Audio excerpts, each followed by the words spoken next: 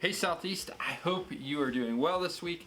I think I shared this passage a few weeks ago, but yesterday it came alive again in my mind and I wanted to share it with you again. So here it is. It's Isaiah chapter 35. And this is talking about a desert. And you've got to understand that at this point in time, Sennacherib was surrounding Jerusalem. And they were under a lot of pressure, and it did not look good for the nation of Israel. It looked terrible. And yet, here's this little promise. And here's what it says. The wilderness and the dry land shall be glad.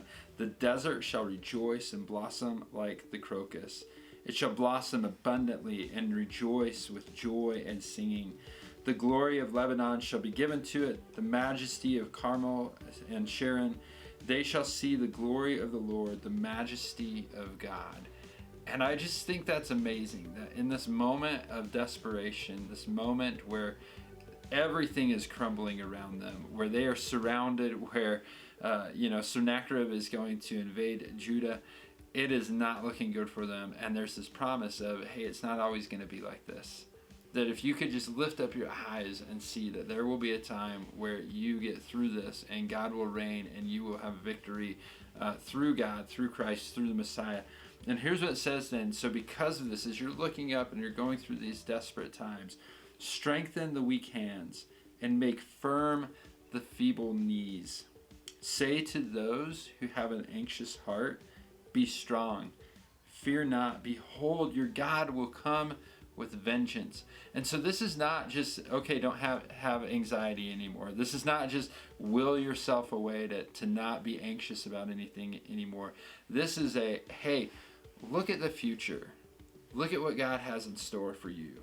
Look at the promises of God. And I believe that when we see the majesty of Jesus, when we see the majesty of God, His sovereignty, His grace, His peace, when we see those things, it stills our hearts.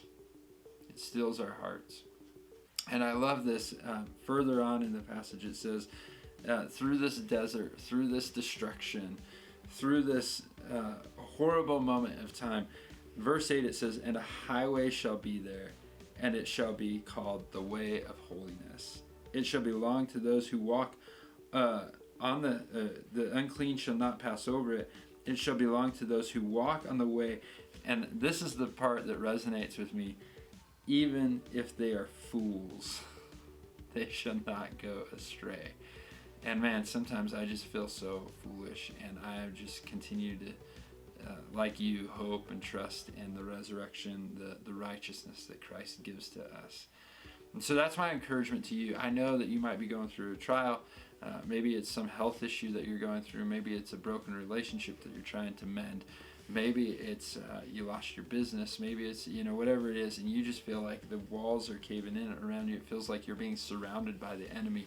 I just want to remind you that God has a future for you, and that you are not forgotten. And so strengthen your weak knees. Don't give in to this anxious heart that you might be feeling, but trust in the promises of Christ. Trust in His promises. Take your eyes off of your circumstances and focus them onto Jesus. Hey, just a couple things coming up. Just want to remind you, if you are going into junior high this next fall, so you would be a fifth grader now and you are going into sixth grade, we would love to have you join our junior high and high school students for camp. It's July 10th through the 14th. Love to have you come and join us with that. The cost is $315, but there are some fundraising opportunities to help pay for camp coming up. The first one is a June 4th fundraiser. It's right after church, and it's the youth are going to be doing a meal. So if you're watching this and you're like, hey, how can I help kids get to camp? Come stay after church that day and eat lunch with them.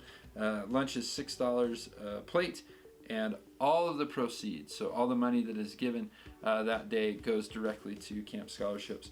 And then also just a reminder, if you are looking forward to summer, there is always Vacation Bible School. It's a great time for our kids. They learn about Jesus. They build relationships with each other. It's just one of the best weeks that we have, and that is July 17th through the 21st. And that's for preschool all the way through those who are entering into 5th grade next fall. And then just this is a call out. If you want to help with VBS, be sure to contact Julie. Southeast, I love you. Have a wonderful, wonderful week, and God bless you.